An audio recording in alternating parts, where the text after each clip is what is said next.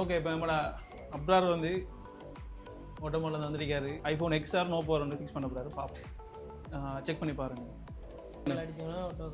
Otto consume ஆகுது. ஓட்டோவை வந்து 400 அந்த மாதிரி 500 வரைக்கும் ஓட்டோ கன்சியூம் ஆகுது. ஹீட் ஆகுது தானே. சரி, அந்த இடத்த ரோசின் அப்ளை பண்ணிவிட்டு செக் பண்ணி பாருங்கள் எது ஹீட் ஆகுதுன்னு சொல்லி. ஒன் பண்ணால் நமக்கு என்ன சார்ஜிங் ஐசி வந்து மெல்ட் ஆகுது. Okay, open. Charging IC melt ஆகுது. இப்போ நம்ம சார்ஜிங் ஐசியை கலெக்ட் நமக்கு என்ன செய்வோம்னு சொன்னால், இப்போ நமக்கு இந்த கனெக்ஷன் விபேட் தானே, விபேட்னு சொன்னால் நமக்கு ஆண்ட்ராய்டில் விபேட் கனெக்ஷன் பாருற மாதிரி தான். விபேட்டில் நீங்கள் போகும் சார்ஜிங் ஐசியில் கனெக்ட் ஆகிருக்கு. அப்போ விபேஜ் இங்கேருந்து அவுட் ஆகும், சார்ஜிங் ஐசிலேருந்து அவுட் ஆகும். அதே மாதிரி தான் இதுக்கும். இதில் பேர் வந்து மாறி இருக்கும்.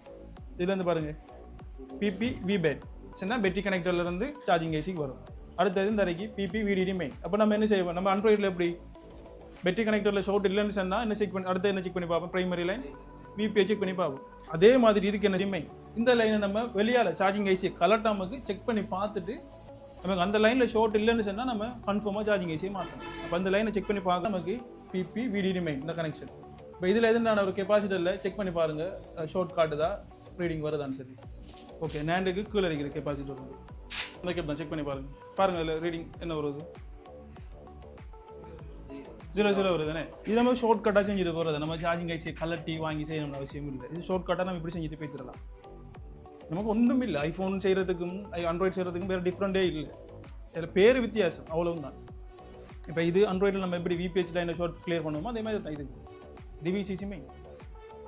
இப்போ நமக்கு பெக் சைடில் பார்க்க, பெக் சைடில் எந்தெந்த இடத்துல போகுதோ இது போல இடத்துலையும் ரோஷின் அப்ளை பண்ணுவோம். அப்ளை பண்ணிவிட்டு இதில் எதுனான ஒரு கெப்பாசிட்டரில் வந்து நம்ம வோல்ட் இன்ஜெக்ட் பண்ணி பார்க்கலாம்.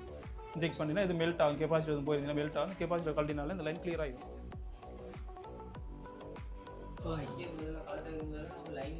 லைனை செக் பண்ணி பார்த்துறோம். இப்போ நமக்கு மெல்ட் ஆகின என்னது சார்ஜிங் ஐசி தான் மெல்ட் ஆகினிக்கு.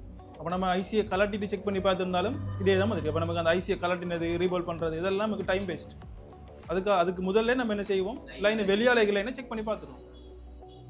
சம்டைம் ஐசியும் டேமேஜ் ஆகிருக்கலாம். நமக்கு ஐசியை கலட்டியும் அந்த லைன் ஷார்ட்டில் இருந்துச்சுன்னு சொன்னாலும் கெப்பாசிட்டர் போயிருக்கும். ஆனால் ஐசியை கலட்டினா நமக்கு ஷார்ட் கிளியர் ஆகிட்டுன்னு சொன்னால் ஐசி தான் டேமேஜ்.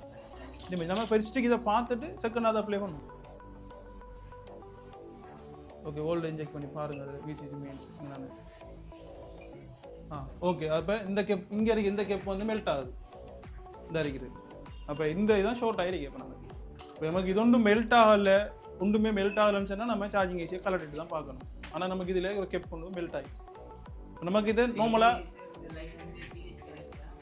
இது பேரலல் கனெக்ஷன் தான் ஷார்ட் ஆகும். பேரலல் வைக்கிறது தான் கிரவுண்டோட வைக்கும், மற்ற வைக்கிறது ஓப்பன் தான். இப்போ நமக்கு இந்த கெப்பாசிட்டி ஷார்ட் லைக் இப்போ இதை கலட்டிட்டு அந்த லைனை செக் பண்ணி பாருங்கள். ஓகே, கலட்டிங்களா?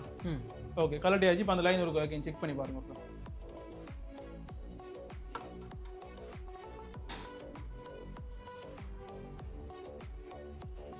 ரீடிங் பாருங்கள். ரீடிங் எத்தனை வருது? ஓகே, ரீடிங் பண்ணுவோம்ல 314 வருது தானே. சரி, ஓகே. இப்போ க்ளீன் பண்ணிவிட்டு ஒன் பண்ணி பாருங்கள். சரியா? ஆனாடா. ஓகே, சரி.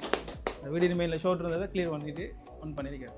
இதே இப்போ ஐஃபோன் பார்த்தீங்களா, ஐஃபோனும் ஆண்ட்ராய்டும் ஒன்றுமே தான். ஓகே, லைன் பேர் வித்தியாசம். ஆனால் நம்ம செய்கிற மெத்தட் எல்லாமே ஒன்று தான். இப்போ ப்ரைமரி லைனில் ஷார்ட் இருந்தால் நமக்கு செய்கிறது ஈஸி. செகண்டரி லைனில் எதுவும் இஷ்யூ வந்தால் தான் நம்ம ஸ்டெப் பை ஸ்டெப்பாக செக் பண்ணி பார்க்கணும்.